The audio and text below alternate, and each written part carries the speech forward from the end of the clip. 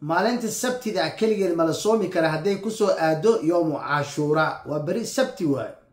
alxamdu lilaahi rabbi alcaalamiin wasalaatu wasalaamu calaa rasuuliillah wacalaa aalihi wa saxbihi ajmaciin. amaa bacdu, ilaahay subxaanahu watacaala ayaa mahad iska leh oo noo nicmay nicmooyinkiisa aan la soo koobi karin.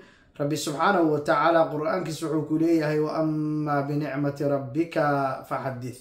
ikhwaanii, kelimadu waxay ku saabsan tahay sabtida keligeed ma la soomi karaa.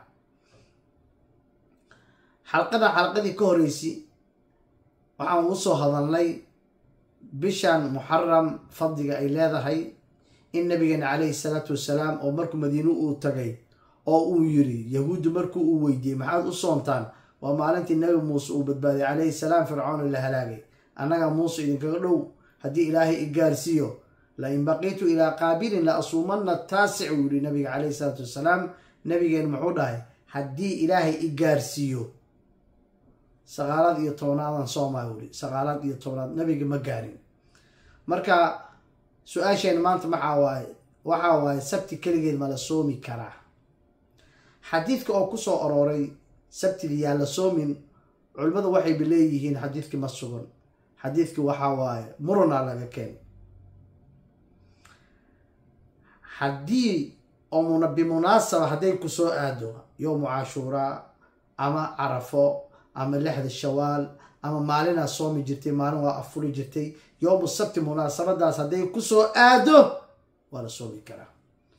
laakiin si khilaafka adiga ugu baxdid waxaa kuu fiican qofkii beri sabtida soomaayo axaddan ha ku daro, si khilaafka ugu baxdid.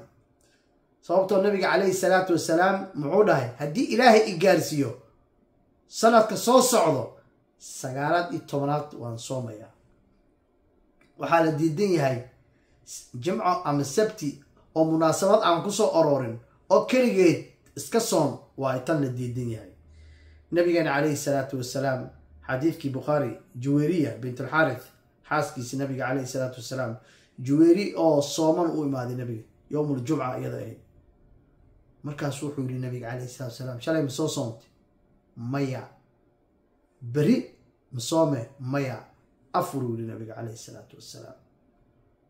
marka ikhwaani, si marka khilaafka adiga a ugu baxdid, qofkii beri sabtidii soomo axad ha ku daro, qofkii maanta jimco soo soomin sabtidiis ha ku daro.